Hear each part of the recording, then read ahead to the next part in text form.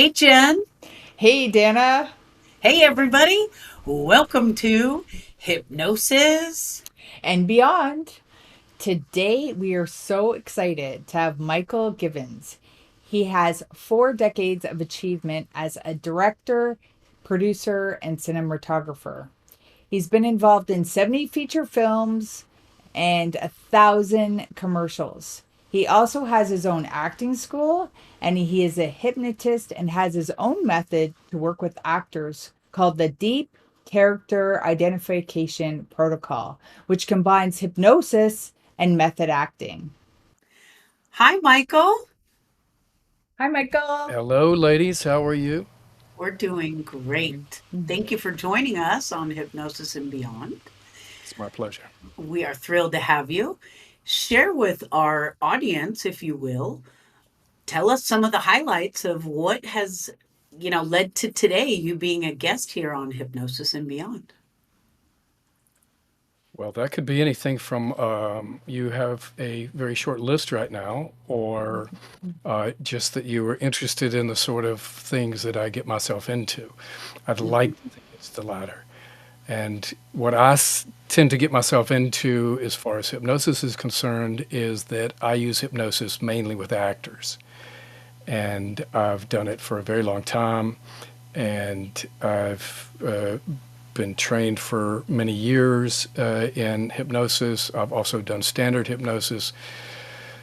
But a funny thing happened, and oddly enough, in the film industry, I sometimes am not happy to hear somebody describe themselves as like the Klieglites were calling, and they had to go out to Hollywood and whatever it takes.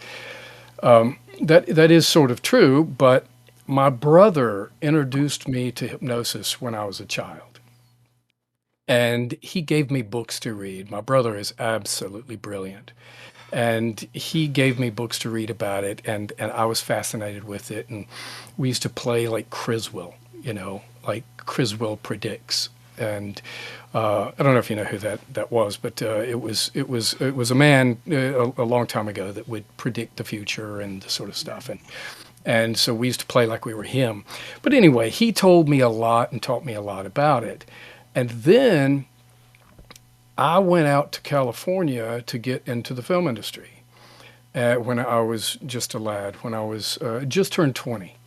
And I went out there, and when I was there and I was studying filmmaking and cinematography at a really wonderful school called Brooks Institute, it occurred to me that if I want to really understand filmmaking, I need to understand the language of actors. And so I went and started taking acting classes. And I immediately signed up for a Lee Strasberg method acting class. And when they started talking about the sort of progressive relaxation, sense memory, effective memory, which are terms that are used, to help actors to be able to remember something that happened in their own life and to be able to recreate it and the sort of thing which makes things look very believable. I went, whoa, this is like a millimeter away from hypnosis. And so the more I studied it, the more I found the similarities.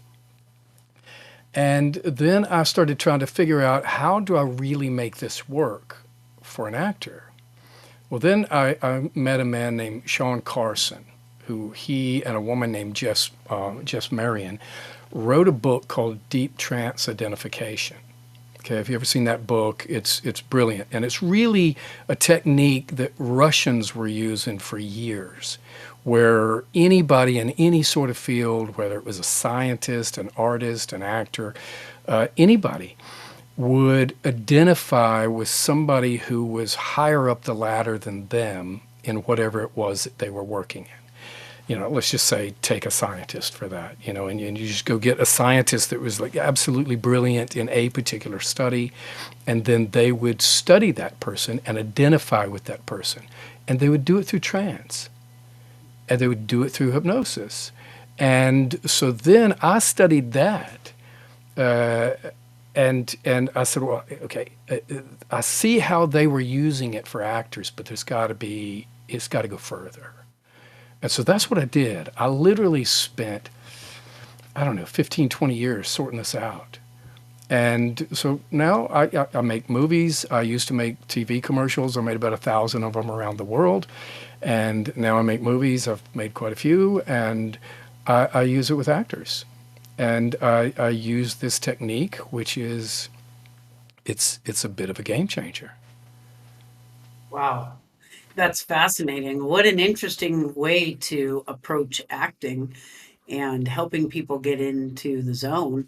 So is it like a traditional hypnosis experience where you help people get into trance or Yes, what? I think, you can certainly do, and I've done this literally on set before, where you use, really like an instant induction that's very helpful if you just have to. But to be honest, I mean, I've even been on a movie before where I had an actor that came up that knew that I did this, and I wasn't the director.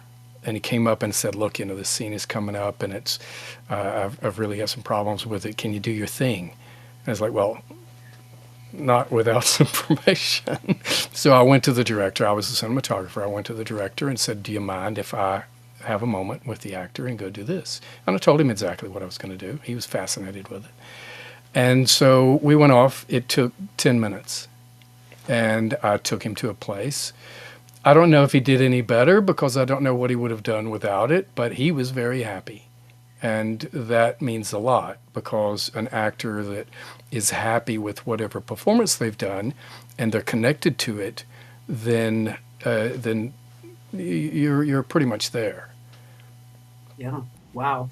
So do you find this to be part of your process on any film you do then? Or is it Not just necessarily. I let people know that I do it, but I don't, push it on people. The people that are open to it, it's when I really get into it. Now, I also have an acting school, and I use it in the acting school. But when, if with another, with a professional actor on the set, it's up to them. But when I do it with somebody solid, it's a pretty big maneuver, because to really do it deeply and to do it correctly and to do it right, they didn't do it in 10 minutes for a scientist. It's something that you want to do a number of times, that you take them there. I mean, honestly, the person that you identify with, what you do is you go into trance, and you have them interview that person and start learning many things about them other than just the things that you're like wanting to pipeline directly to. Because you'll want to do things like even just pick up quirks that they have, things that they do that you can then take that will help you to literally identify with that person. It's really brilliant. And, I mean, I highly recommend people read that book by Sean and Jess, because it's really a life changer. wow. And then the funny thing about all that is that when I do it, because I never announce it, I never talk to the rest of the world about it, but you can't do anything on the set without everybody knowing, and people will find out, and then by the end of the day, I've got 6 people asking me to help them stop smoking or lose weight or stop chewing their fingernails, and it's like, yeah, okay, because I do that too, but I don't. That's my main thing is with actors. You mentioned an acting school. Will you tell us a little bit about that? Sure. Yeah, it's called MGA, Acting and Film Institute. It also has a branch of a production company, which is MGA Pictures, and I do the school periodically. I don't do it all the time. I do it.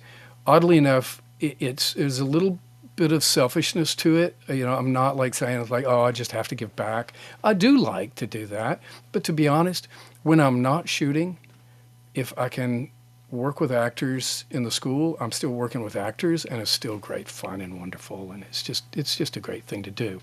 But I started that school full time when I moved from Los Angeles to Charleston, South Carolina.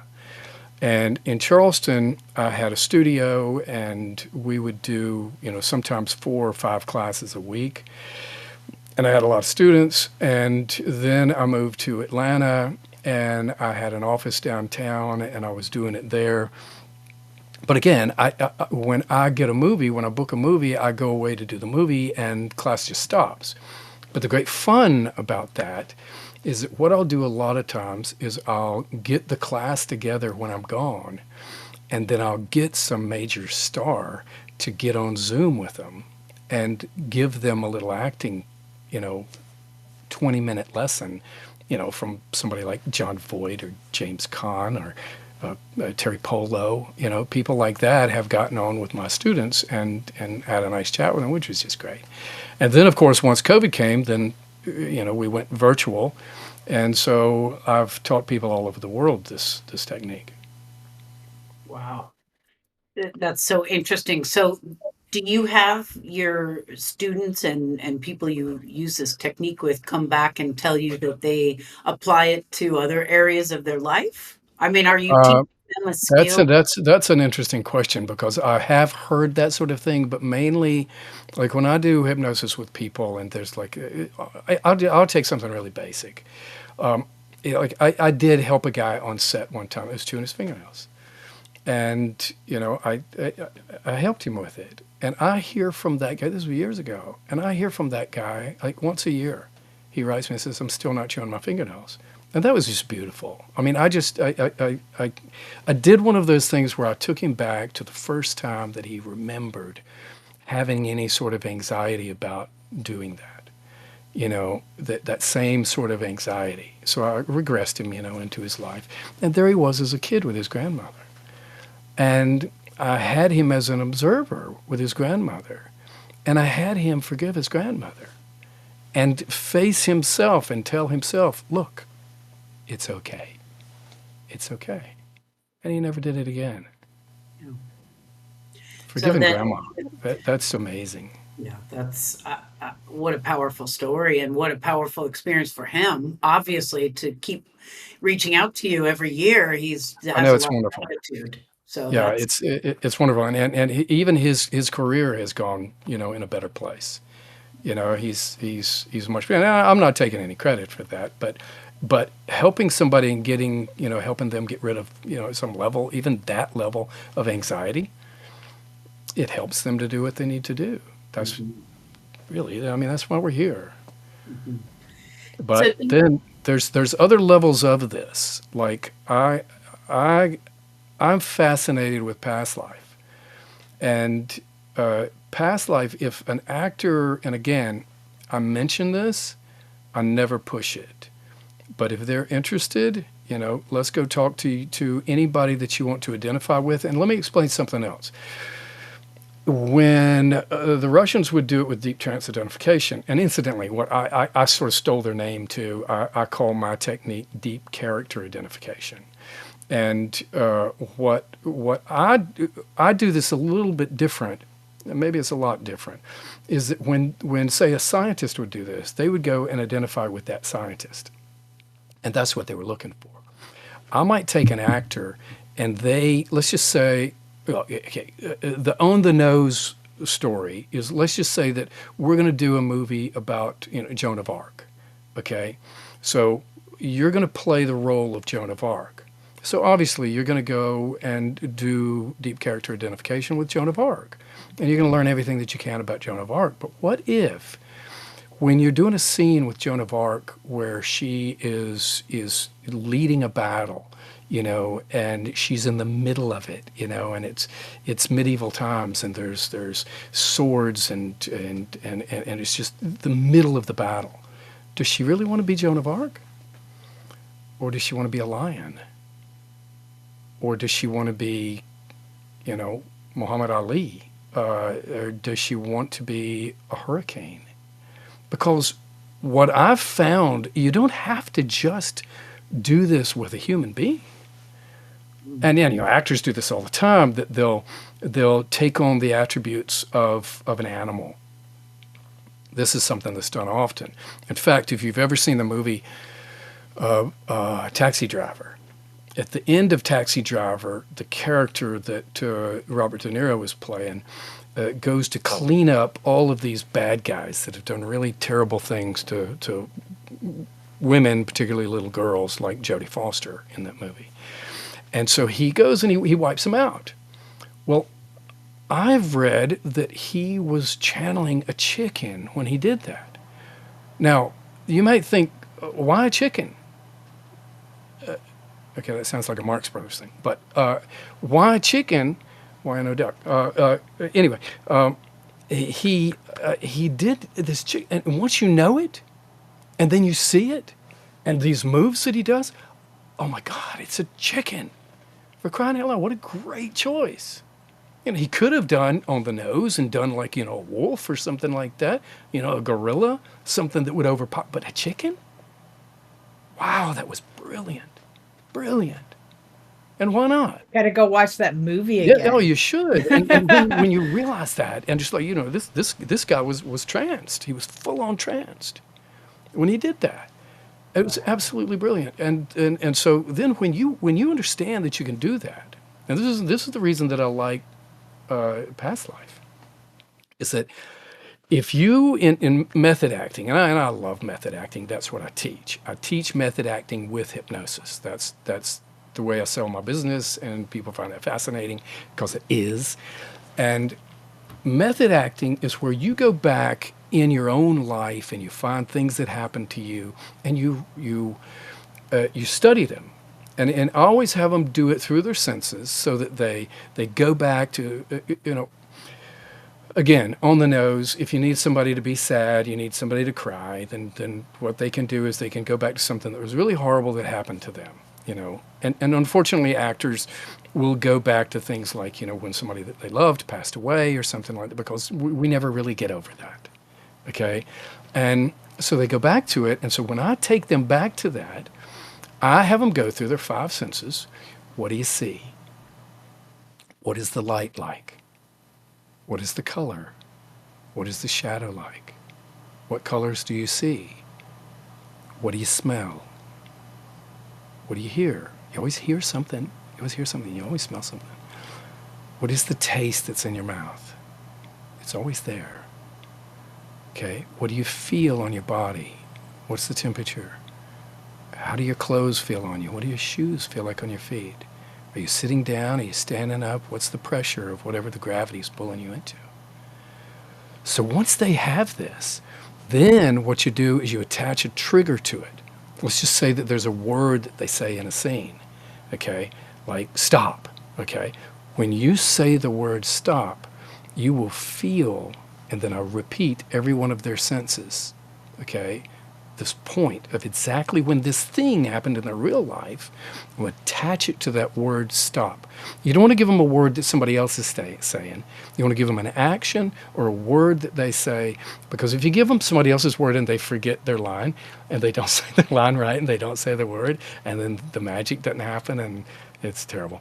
But then what happens is in the scene, all of a sudden, if they've done it right, when that happens, they will feel it, they will see it, they will smell it, they will taste it. Everything will be exactly as that horrible thing that happened to them. Or a good thing, but generally actors like to go to horrible things.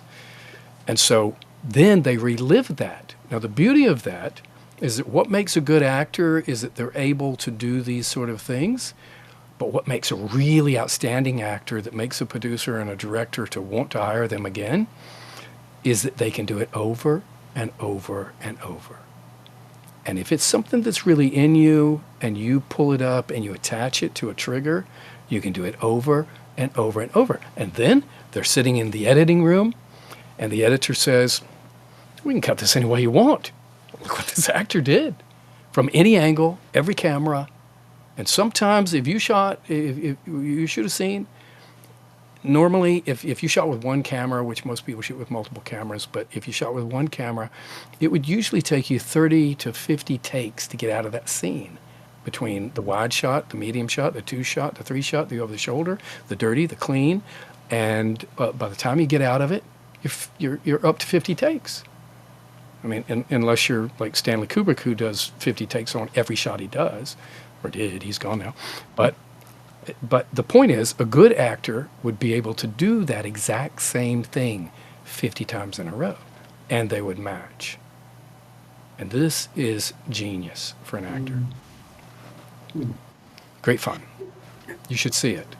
You should see it because I've taken people where I do it because in my school, at the end of every 6 weeks, we used to do this when we would meet in person. We would do a show and we would invite the public and we wouldn't charge them. They would come and people like 50 to 100 people would show up every time because it was a free show. And I would have these actors do this stuff and I would surprise them. I wouldn't tell them, but like they would do like monologues and this sort of stuff.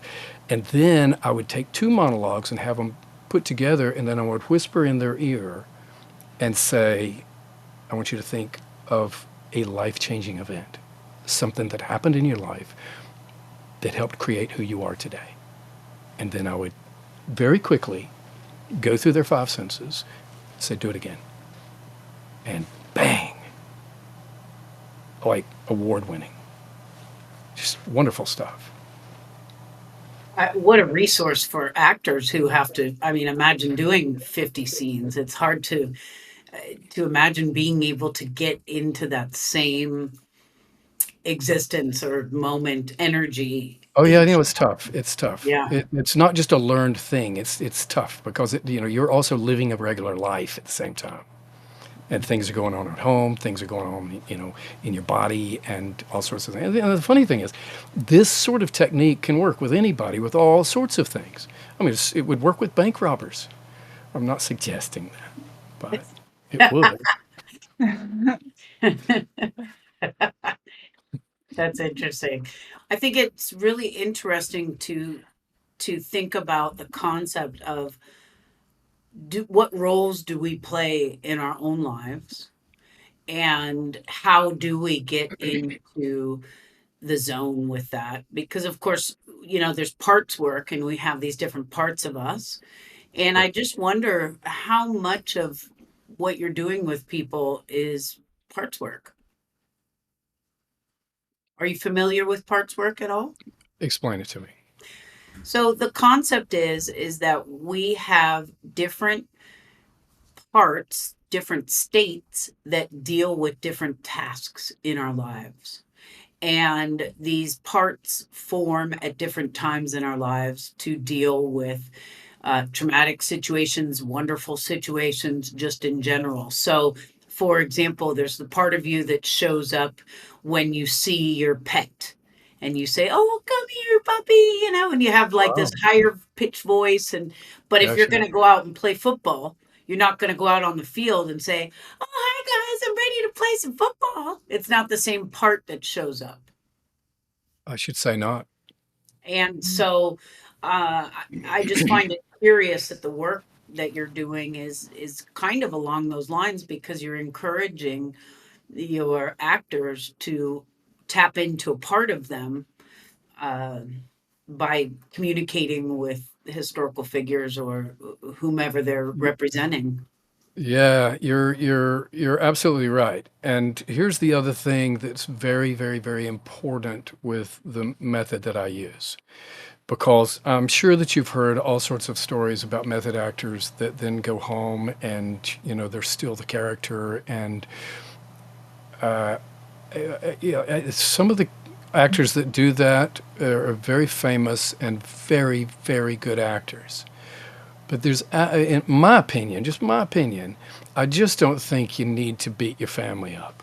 And I don't mean physically beat them up, but mentally beat them up. You just really don't need to go home and be, the axe murderer, the Joker, at the dinner table. So whenever I do this with anybody, I always incorporate an off switch. And with me, the off switch is always cut. When you hear cut, it won't work anymore. And it only works here on the set.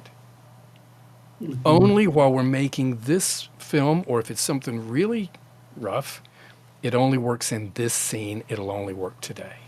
Now, I don't know if that means that then they cannot go and use that technique somewhere else, because I think you can get past those sort of barriers that you put up for yourself, but they at least don't go home and want to strangulize their spouse. You That's know, a plus.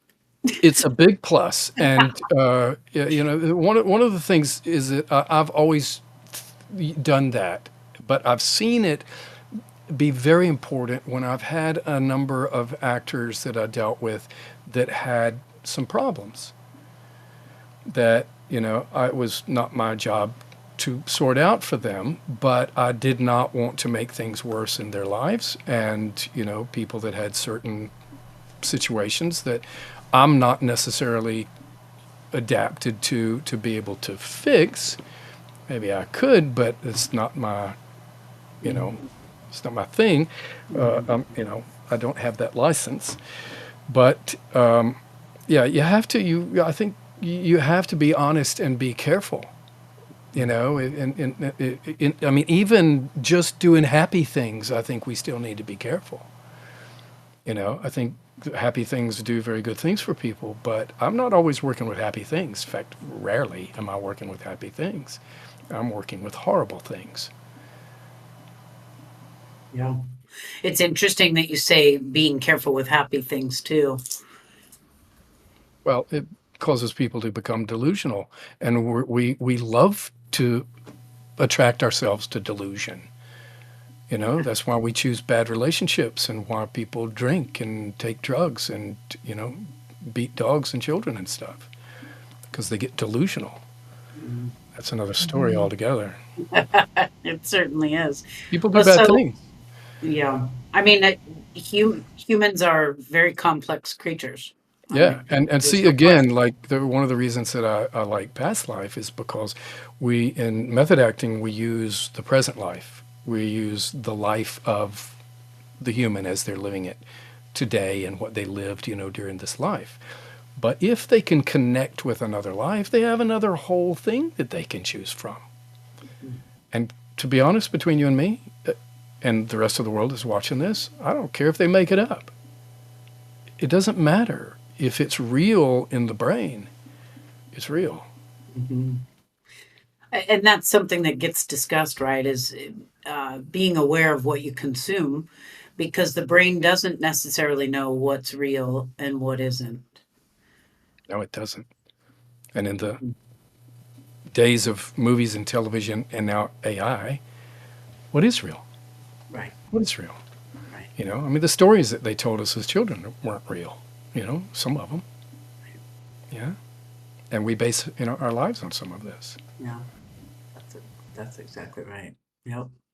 So, do you prefer directing over using your hypnosis method, or do you just see all of it is just who you are now together? Like, do you First of all, offer?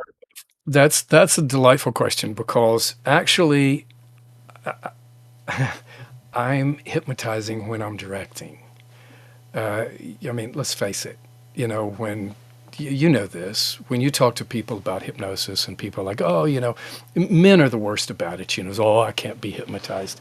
And if you go to the trouble to explain to them that the only people that it's really difficult to hypnotize are people that have extremely low IQ, then, they're willing to admit that when they're driving, they're hypnotized. When they're watching TV, they're hypnotized. When they're watching a movie, they're hypnotized. We're hypnotized many times during the day. And if you really, if you really want to help somebody and deal with somebody, speaking to them in that way, in a way that relaxes them and takes them to a place where they're subjectable to a suggestion, Mhm. that's directing. That's directing. Whether I'm talking to an actor or talking to the gaffer or the grip or a PA, if I don't speak to them in a way that I can get to their heart or at least the part of the mind that's going to get them to do what they need to do, hypnosis is an amazing tool.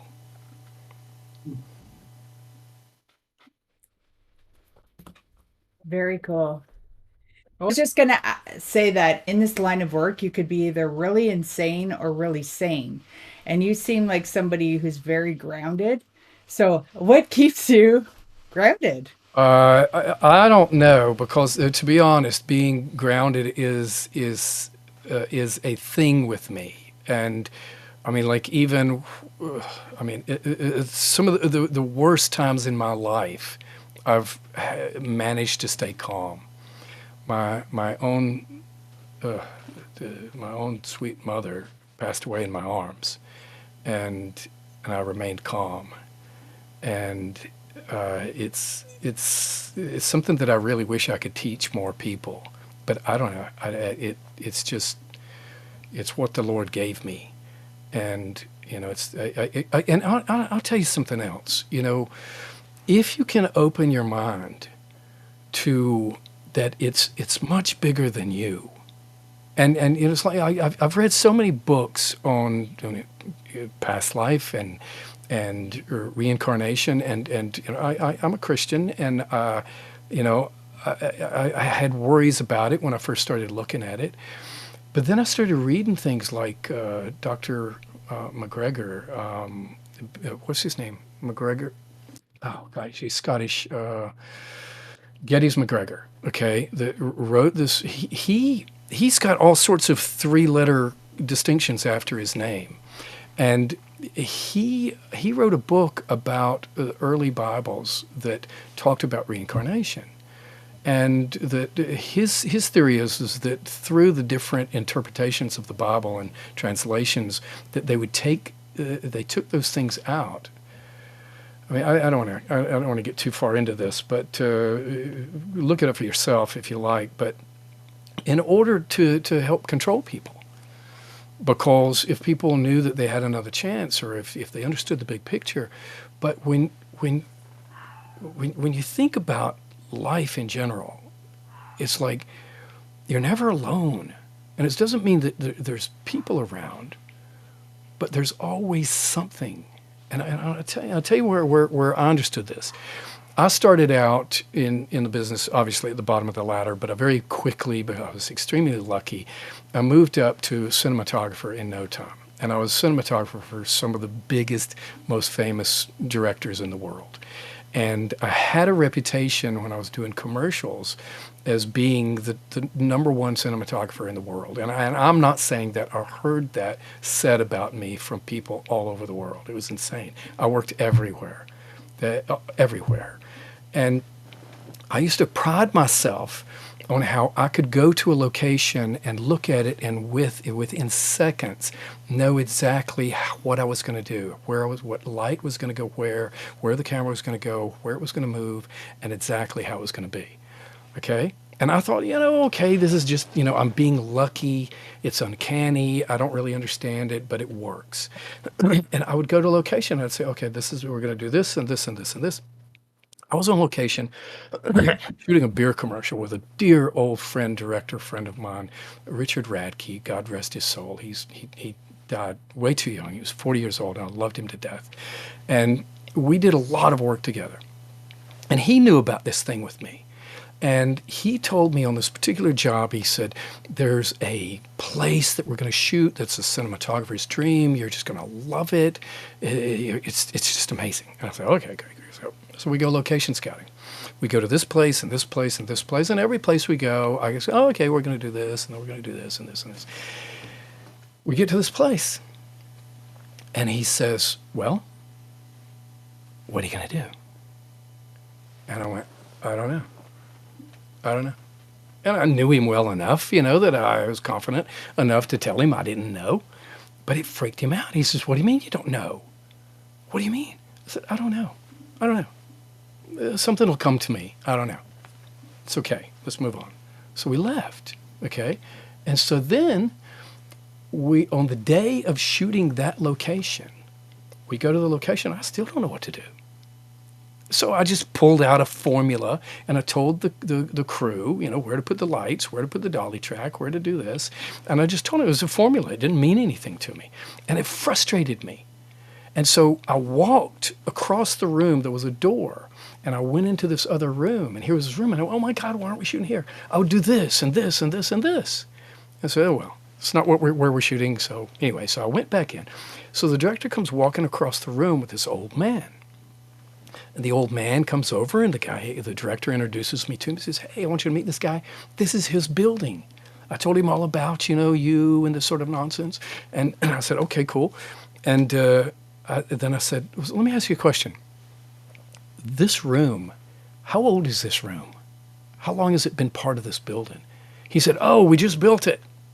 We just built it." And I said, "Wait a minute. Nobody's ever lived here? Nobody lived, died, laughed, cried in this room?" And he said, "No, no, we've never used it." And they were opening a bar. And he says, "No, nothing's ever happened." I said, "Okay, you see that door over there? There's a room in there. How old is that?" And he says, "Oh, that's a couple hundred years old." Then I knew it wasn't me. It wasn't me. I was shooting in a house in the countryside in France one time, and it was an old stone house that had belonged to one family for centuries. I walked in, and you could just feel and smell the life and death that had been in this house. And it's like, God Almighty. It talks to you, and it doesn't just talk to me. It talks to everybody. Everybody. And some people, it's like, they find this sort of peace and calm that they can do, amongst anything, but it's not the peace and calm. It's the words and it's the language of whoever it is in the universe, the cosmos, the heavens, whatever, that is talking to us all the time. Do I have the answers? No. Maybe I find out, between the next lives. Did you ever read Brian Weiss? I'm sure you did. Many No, Lives, Many Masters. Did you ever read that? I haven't. Oh, no. you must. So You gonna have to must. read that. You must. This is oh my God. This is a guy that was a psychiatrist in Miami. I actually wrote to him. He's still alive. He's retired now. I wrote to him and said, "Please, can I make a movie about your book?" And I couldn't get through to him. I got through to his assistant, who said he doesn't want any movies made, unfortunately. He wrote a book, which I'll try to say this quickly. He wrote a book called Many Lives, Many Masters, which is about a patient that came to him for anxiety. And so he did the typical thing that that psychiatrists would do. Well, the typical thing a psychiatrist does is give them drugs, but he was giving this person therapy, this woman, and so then he hypnotized her and took her back in her life, got her back into her life, and says, "Okay, is this the first time you ever felt this?" And she says, "No." And it was her as a child. And he says, "Well, okay, well, let's go back further." So he takes it back further. They slips into another life. And he was like, "No, can't happen. No." And he was very uncomfortable with it. But he kept working with her for like 5 years. She took him to 15 different lives. And he talked to her and other beings, which were the masters, in the between life. And so he kept it quiet for years. And then finally he spoke to another psychiatrist and said, "A funny thing happened." And he told him the story, and the other psychiatrist says, "Something similar to that has happened to me." And so then he went, "Okay," and then he wrote the book, and then he wrote 4 more books about the same thing. Yeah, you got to check it out. It's brilliant. Wow. It's just brilliant. Now, is it true? I don't know. I don't know. I don't know. I don't know. We'll find out. We'll find out, or we Is won't. that And the then, trailer, right? You just the I trailer know. for We'll Find Out, Yeah, we'll find out. That's a great name. We'll you find know. out. Oh my God. So Uh, actually, I write some of the movies that I do. I'm writing the movie that I'm probably doing next right now. I raised money to develop a project that I'm doing, which is based on real events and people during the Victorian age. And I do this to myself and make myself have these chats with people. And self-hypnosis is a wonderful thing to help you to not only solve your physical or mental problems, but to get through your own work. well, thank you for sharing all that. And that brings us to our next segment, which is our silly subconscious question. Oh, good gracious. And the question we have for you, Mr. Michael Givens, is if you had to direct an animal, what kind of animal would it be and why? For goodness sakes, it'd be a dog. And you know what? I mean, sure, we all have dogs, and dogs come around in our lives and stuff like that. But why are dogs in our lives? Why? We don't eat them. Well, okay, some people do, but even a lot of those people stopped. You know, like for instance, they used to eat dogs in Japan until there was some man who lost something, and he had a dog, I guess, shepherd style, and he had heard stories of Rin Tin Tin and that sort of thing, and so he went to the dog and gave the dog something to smell, and the dog went out and found this thing that he was looking for. And so he went on a mission to stop the people in, I think it was Japan, from eating dogs. And I've shot in places where I've been on a rooftop shooting something, and there were dogs in cages waiting for the dinner table. But dogs connect with us. Why is that? Why is that? Yeah, I mean, in a million years. I mean, and I've directed a lot of animals. I directed elephants, tigers. I've worked in Africa quite a few times, and there were, wild animals going through in the background. And but I've, talked with animals to, literally, I was shooting an elephant one time, an elephant on stage, and my brother was working with me then as my assistant, and we both came to work one day in our pajamas just so we could actually tell the story that we shot an elephant in our pajamas. Okay, if you don't know that joke, look it up. It's much too good. Oh my gosh, Anyway, that's an amazing. animal to direct, yeah. But it happens a lot. I mean, I did do a lot of pet food commercials and stuff, but dogs are brilliant, amazing. And then the cat people will say the same thing about cats, but I've never really owned a cat. My wife had a cat and brought it home, but dogs, 1,000%. Okay. I used I'm to be gonna one. send I'm my sure I dog used to be one. photos to you. Well, it's just the thing is I'm channeling you and I'm seeing all these visuals because I went to art school, so I saw your reels and all Oh, these you things, and did? I'm like, wow, yeah. Oh, bless your heart.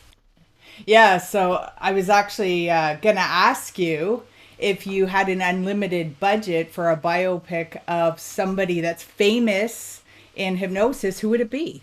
In hypnosis? Yeah, In in the hypnosis. world of hypnosis. Wow. Like, would it be Mesmer? Would it be Erickson? Gosh, I mean, the story of Mesmer is amazing. I mean, in the The, end, he got in trouble. He's having people go into these tanks, and there's these electric charges and well, magnetic, and then he fell out of favor. He was like he was like the hypnotist to the royalty, and then he fell out of favor. And so that's a real story. I don't know what the happy ending is. That's a problem with the film that I'm working on right now. It doesn't have a happy ending, but I've yet to figure that out. But I will. yeah, you got to do Mesmer. I could totally see it Yeah. with some of your style. Oh wow, Well, that'd be incredible. and good gracious, I mean, Hollywood has done us wrong. Hollywood has done us a disfavor in the hypnosis world because they turned it into this sort of whack thing, you know. And even the stage hypnotist, they didn't do that to us. They made it fun. And but Hollywood made it weird and bizarre, which is a hurdle that we have to get over when dealing with actual clients. It's like and we all have to admit that as far as clinical hypnosis, you are the last resort. I never forget the first, and I didn't hear this too many times, but the first time that I had a client with me, and usually my clients come out of the acting world. Then they want to come to me and do like clinical hypnosis, which I'm happy to do, but I'd sometimes rather my wife do it. But this one woman came to me in the very first session we did, and I took her back, and we did stuff, and when I brought her out of it, she raised up in the chair and she looked at me and says, "Oh my God, we actually did something."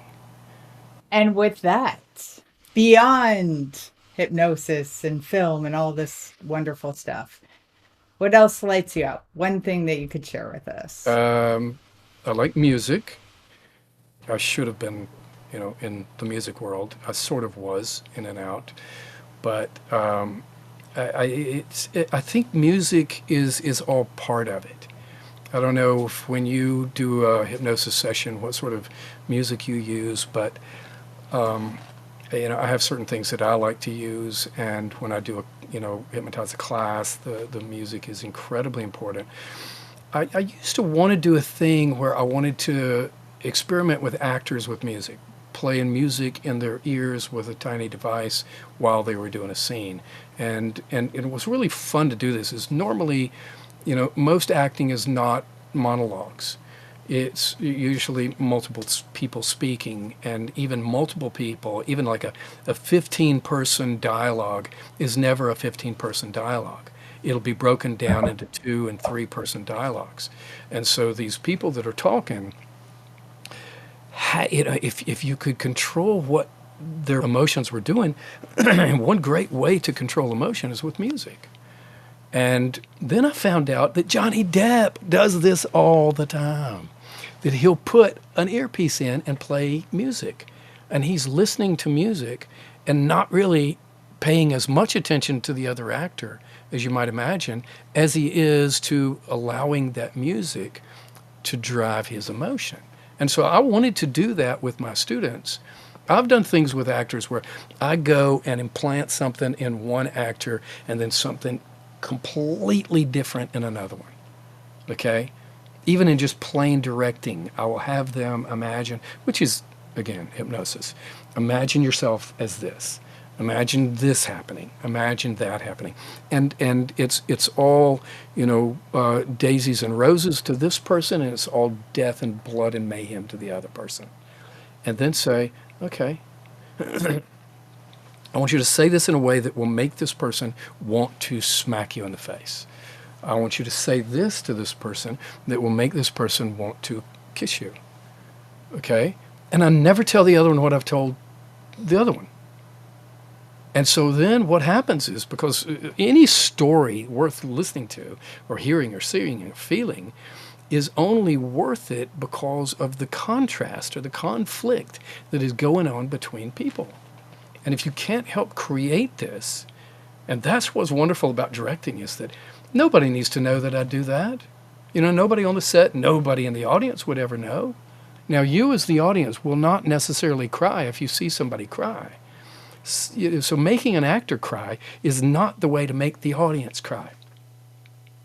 And in order to get the audience to laugh or cry or feel any emotion, is you have to do something with the actors and the camera and the lighting and the color, the art direction and the music to strike a chord in them that makes them feel an emotion. If they don't feel an emotion, why are they there? What in the world are they watching this movie for? What in the world? You see what I'm saying? And that's what all these, look, even just telling a movie just for the sake of entertainment, it's all manipulation. That actor is not really dying. I hope not. That actor is not really super happy. They're going to go home and finish the argument they had with their spouse. You see what I'm saying? And so they have to be able to create these things, and there's so many different ways to do it. You see? And I used to hang out with a lot of musicians, and it's just it's a brilliant world. And this is why these sort of creative people end up falling into horrible things. Why they become drug addicts and alcoholics, and why their marriages never work. And this is another whole story. But this is why, because they are raw of creating and exposing, because it's not a matter, really, I said creating, but it's not a matter of creating. We're creating it in the mind and the soul of the viewer, but not in the actor. If the actor's doing their job right, they don't need to go home with that. So what they're doing is they're making the audience believe that. Actors love to say, good acting is truth. And I've always argued, no, it ain't. No, it ain't. It's not truth. It's making the audience think that it's true. It's not true. You don't have to make it true. Anyway, it's all great fun.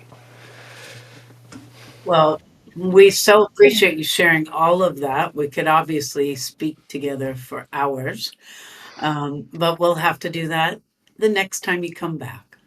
And with that, what do we always say, Jennifer? Peace out. Peace out. Peace out.